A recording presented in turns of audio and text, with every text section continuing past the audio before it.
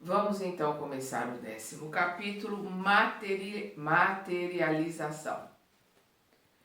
Em virtude do meu interesse no estudo dos fenômenos de materialização, não hesitei em solicitar o prestigioso concurso de Alexandre, que se colocou gentilmente ao lado dos meus desejos. Nosso grupo, informou atencioso, não realiza trabalhos dessa espécie, mas não teremos dificuldade em recorrer a outros amigos. Temos companheiros devotados cooperando em núcleos de atividades dessa natureza. E porque revelasse minha profunda curiosidade científica, o orientador prosseguiu. Trata-se de serviço de elevada responsabilidade, porquanto, além de exigir todas as possibilidades do aparelho mediúnico, há que movimentar todos os elementos de colaboração dos companheiros encarnados, presentes às reuniões destinadas a esses fins. Se houvesse perfeita compreensão geral, respeito aos dons da vida, e se pudéssemos contar com valores morais espontâneos e legitimamente consolidados no espírito coletivo, essas manifestações seriam as mais naturais possíveis, sem qualquer prejuízo para o médium e assistentes. Acontece, porém, que são muito raros os companheiros encarnados dispostos às condições espirituais que semelhantes trabalhos exigem. Por isso mesmo, na incerteza de colaboração eficiente, as sessões de materialização efetuam-se com grandes riscos para a organização mediúnica e requisitam um número dilatado de cooperadores de nosso plano. Compreendo, intervim, valendo-me de pequena pausa do generoso instrutor.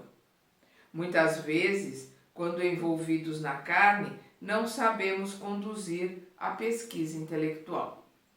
Certíssimo, exclamou o meu interlocutor benevolente. Se a indagação científica estivesse acompanhada de seguros valores do sentimento, do caráter, da consciência, outras seriam as realizações em vista da luz de espiritualidade acesa para o caminho, mas quase sempre somos assediados pela exigência repleta de pretensões e daí os fracassos inevitáveis. O orientador amigo continuou a série de esclarecimentos morais, belos e edificantes, e esperei ansioso um instante de observar esses serviços prodigiosos dos trabalhadores espirituais, os quais se realizam com grande surpresa para os estudiosos da crosta.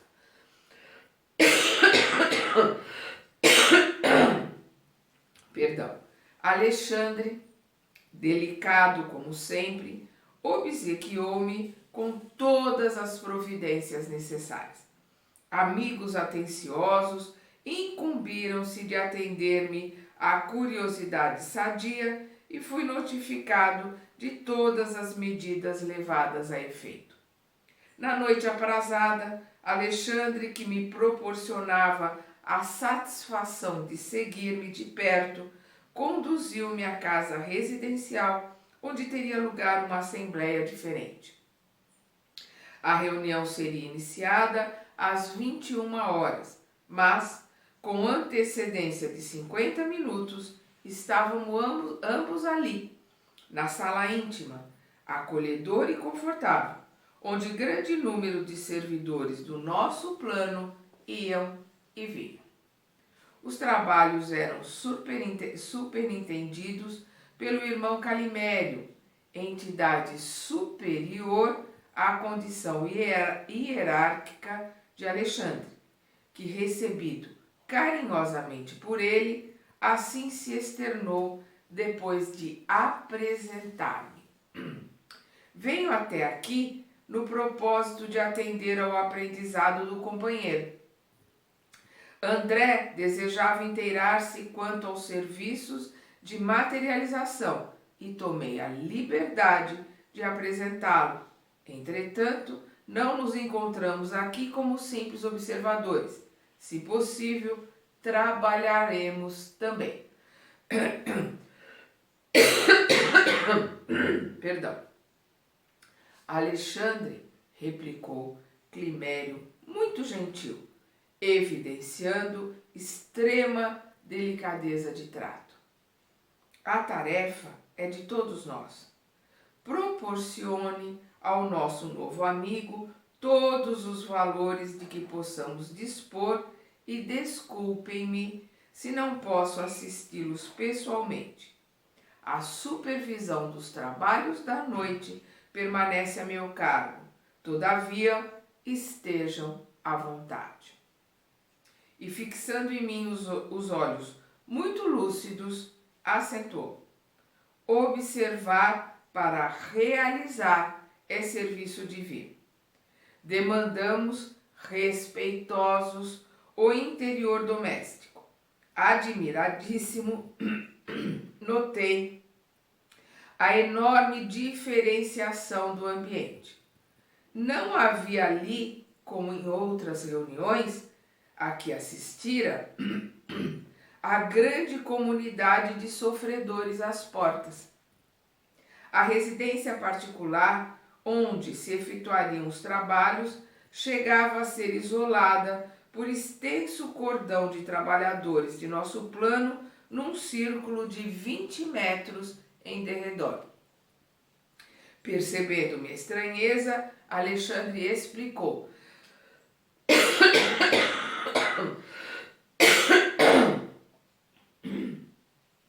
Perdão. Aqui é indispensável o máximo cuidado para que os princípios mentais de origem inferior não afetem a saúde física dos colaboradores encarnados, nem a pureza do material indispensável aos processos fenomênicos. Em vista disso, torna-se imprescindível insular o núcleo de nossas atividades, defendendo-o contra o acesso de entidades menos dignas por meio de fronteiras vibratórias. Aí nós vemos aqui 20 metros ali, né, em volta da casa, um cordão de isolamento, e ele percebeu que ali naquela casa particular, vamos lembrar que aqui nós estamos, né, na década de 40 e poucos, né, quando esse livro foi escrito, e as reuniões mediúnicas eram realizadas 45, né? Foi quando ele foi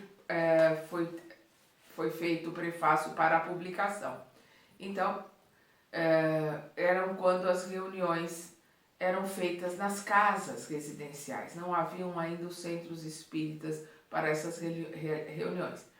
E as reuniões para a materialização são muito delicadas. A saúde física, a integridade física do médium doador de ectoplasma pode ser prejudicada. Então, por isso, esses cuidados de impermeabilização, de ionização, né, de ozonização, a limpeza profunda, a limpeza do recinto, a limpeza energética, por isso esses cordões, todos os cuidados do plano espiritual, até porque existe sempre, nós vamos ver aqui, os descuidos dos encarnados, que eles, nós, né, os descuidos dos encarnados, porque nós encarnados é que atrapalhamos os trabalhos, somos nós que somos descuidados e irresponsáveis, por isso tantos cuidados do plano espiritual, principalmente em sessões de materialização, por isso que elas aconteciam esporadicamente e hoje mais esporadicamente ainda. São poucos os trabalhos de materialização que existem hoje em dia. Observando a extensão dos cuidados postos em prática, perguntei: se é preciso tamanho zelo no que se refere ao nosso campo de serviço, não se fará a mesma exigência aos companheiros encarnados com a função de assistentes? Alexandre sorriu, compreendendo a sutileza de minha interrogação, e respondeu: Perdão. Todo o perigo desses trabalhos está na ausência de preparo dos nossos amigos da crosta, os quais, na maioria das vezes, alegando impositivos científicos, se furtam a comezinhos princípios de elevação moral. Então, sempre o problema em todos os trabalhos mediúnicos é o preparo, é a invigilância, é a criancice de nós encarnados. Quando não se verifica o devido cuidado por parte deles, o fracasso pode assumir características terríveis, porque os irmãos que estabelecem as fronteiras vibratórias no exterior do recinto não podem impedir a entrada das entidades inferiores absolutamente integradas com as suas vítimas terrenas. Há obsediados que se sentem tão bem na companhia dos perseguidores que imitam as mães terrestres agarradas aos filhos pequeninos, penetrando recintos consagrados a certos serviços com que não se compadece ainda o espírito infantil. Então, às vezes, a simbiose, a sinergia, né, entre encarnado e desencarnado ali na obsessão é tão grande, o casamento entre os dois é tão perfeito, estão tão bem acomodados os dois, que fica impossível para o plano espiritual separar o obsessor e ele entrar junto com o trabalhador ou com aquele que vai curiosamente ali às vezes assistir, e isso atrapalha os trabalhos e pode colocar em risco o médium que vai doar ectoplasma. Por isso, tantos cuidados. Quando os amigos menos avisados ingressam na tarefa em tais condições, as ameaças são verdadeiramente inquietantes. Perdão. Então, aqui considerei, não devem entrar as vítimas do vampirismo. A rigor, não deveriam entrar, falou o instrutor sorrindo. Mesmo porque há outros centros onde podem ser socorridas. Mas, algumas vezes, a caridade fraternal aconselha a tolerância, mesmo em ambientes como estes. A caridade fraternal aconselha a tolerância. Então, a gente sempre conta com a caridade, com o carinho, a tolerância dos trabalhadores espirituais. E após ligeira pausa, acentuou: por isso mesmo, as reuniões para serviços de materialização aparecem raramente. A homogeneidade aqui deve ser muito mais intensa. Consagra-se a maioria de nossas atividades ao esforço da caridade cristã. Neste ambiente, porém, limita-se o trabalho a certas demonstrações da sabedoria espiritual. Os homens, contudo, em sentido geral, não sabem, por enquanto, compreender a essência divina de tais demonstrações e quase sempre acorrem a elas com o raciocínio acima do sentimento. Pelas inquietações da investigação, perdem muitas vezes os valores da cooperação e os resultados são negativos. No dia, porém, em que conseguirem trazer o coração iluminado, receberão alegrias iguais àquela que desceu sobre os discípulos de Jesus, quando de portas cerradas, em sublime comunhão de amor e fé, receberam a visita do Mestre, perfeitamente materializado, depois da ressurreição, em casa humilde de Jerusalém, de conformidade com a narrativa dos evangelhos. Então ali estavam os apóstolos reunidos e Jesus pôde, pela oração sublime, pela iluminação do coração de todos eles, se materializar ali e conversar com eles. Em virtude de haver Alexandre entrado em silêncio por alguns instantes, intensifiquei as minhas observações. Surpreendido, notei o esforço de 20 entidades de nobre hierarquia que movimentavam o ar ambiente. Em seus gestos rítmicos semelhavam-se a sacerdotes antigos que estivessem executando operações magnéticas de santificação interior do recinto. Atendendo-me ao espírito de pesquisa, Alexandre esclareceu. Não se trata de hierofantes em gestos convencionais, né? Não se trata de sacerdote, de aprendizes de sacerdote em gestos convencionais. Temos ali esclarecidos cooperadores do serviço, que preparam o ambiente, levando a efeito a ionização da atmosfera, combinando recursos para efeitos elétricos e magnéticos. Nos trabalhos desse teor, reclamam-se processos acelerados de materialização e desmaterialização da energia. As entidades manifestantes no campo visual de nossos amigos encarnados quase sempre são criaturas eminentemente ligadas à crosta e aos seus planos de sensações.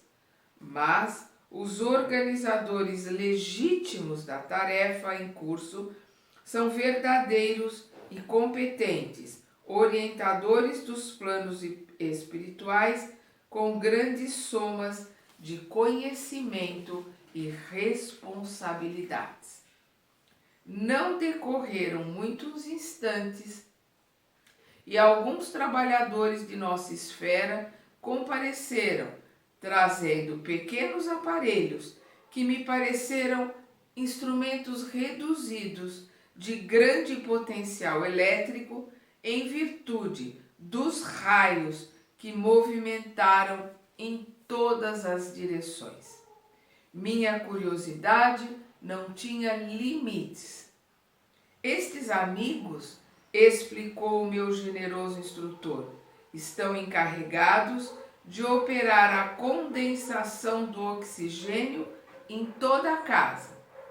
O ambiente para a materialização de entidade do plano invisível aos olhos dos homens requer elevado teor de ozônio e, além disso, é indispensável semelhante operação a fim de que todas as larvas e expressões microscópicas de atividade inferior sejam exterminadas.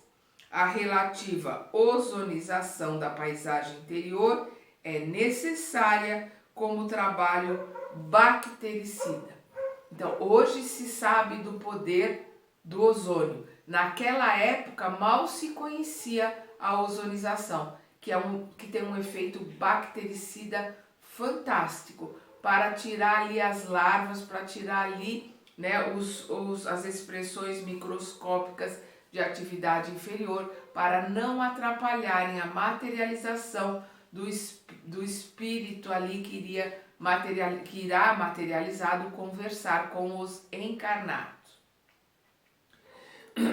E depois de um gesto significativo acrescentou: o ectoplasma, ou força nervosa, que será abundantemente extraído do médium, não pode sofrer, sem prejuízos fatais, a intromissão de certos elementos microbianos. Por isso, a esterilização do ambiente, né? Porque vai ser retirado o ectoplasma do médium e esse ectoplasma vai ser trabalhado ali para a materialização da entidade que irá se manifestar e depois esse ectoplasma volta para o médium. Por isso que o ambiente tem que estar bem esterilizado para que nenhuma bactéria possa prejudicar a saúde física desse médium.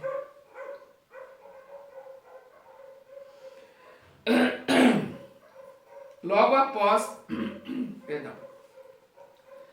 após, reparei, surpreendido, o trabalho de várias entidades que chegavam do exterior, trazendo extenso material luminoso. São recursos da natureza, informou-me o instrutor solícito, que os operários de nosso plano recolhem para o serviço.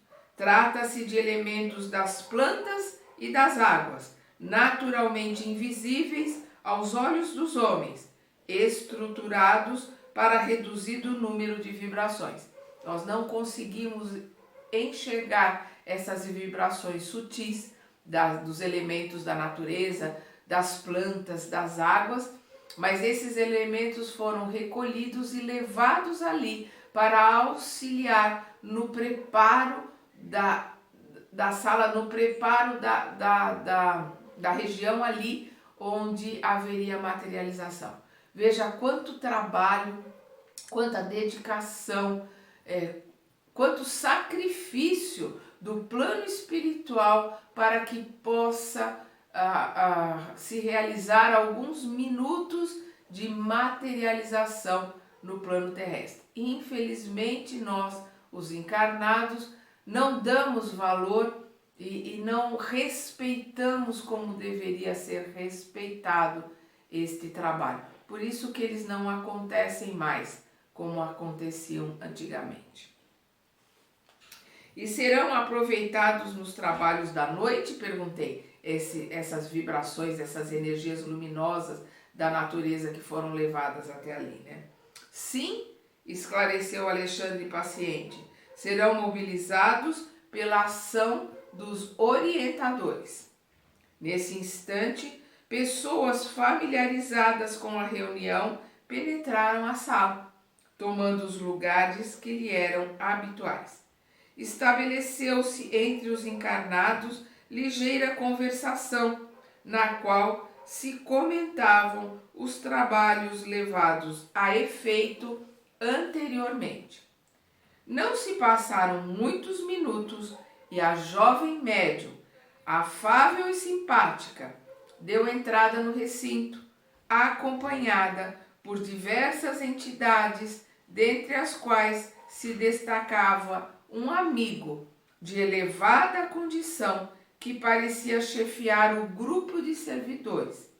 Esse exercia considerável controle sobre a moça, que a ele se ligava por tênues fios de natureza magnética. Então a gente vê ali que chega a médium com um espírito de categoria elevada que estava ligado a ela por fios, né, eletromagnéticos, estava ligado a ela por tênues fios de natureza magnética. Era um espírito afim com ela e com certeza é um espírito que vai se materializar através dela, porque precisa haver precisa haver afinidade, né? Precisa haver sintonia de energias e de vibração para que todo o processo se realize. Sentindo-me a insopitável curiosidade, o orientador esclareceu. O controlador mediúnico é o irmão Alencar, que também foi médico na Terra. Calimério é o dirigente legítimo encarregado da supervisão dos trabalhos em nosso círculo. Como notasse minha estranheza, Alexandre reiterou: Alencar é o orientador do aparelho mediúnico para as atividades de materialização propriamente ditas. Aproximemo-nos dele. Muito sensibilizado, recebi a saudação do novo amigo que nos acolheu afetuosamente. Ser-nos-á muito útil a presença de ambos, disse-nos, fixando meu instrutor em particular, porquanto necessitamos de colaboradores para o auxílio magnético ao organismo mediúnico. Estamos à sua disposição, acentuou Alexandre, satisfeito. Tomaremos lugar entre os seus assistentes. Alencar agradeceu num gesto expressivo de sincero contentamento. Entre os colaboradores figurava uma criatura muito querida ao meu orientador. Tratava-se de Verônica, que havia sido exímia enfermeira na crosta e que me colocou à vontade, conversando amavelmente. Irmão Alexandre, disse ela, depois de rápidos momentos de palestra carinhosa, iniciemos o auxílio magnético. Precisamos incentivar os processos digestivos para que o aparelho mediúnico funcione sem obstáculos. Não tive ensejo para interpelações verbais. Alexandre, porém, endereçou-me significativo olhar, convidando-me a incentivar observações.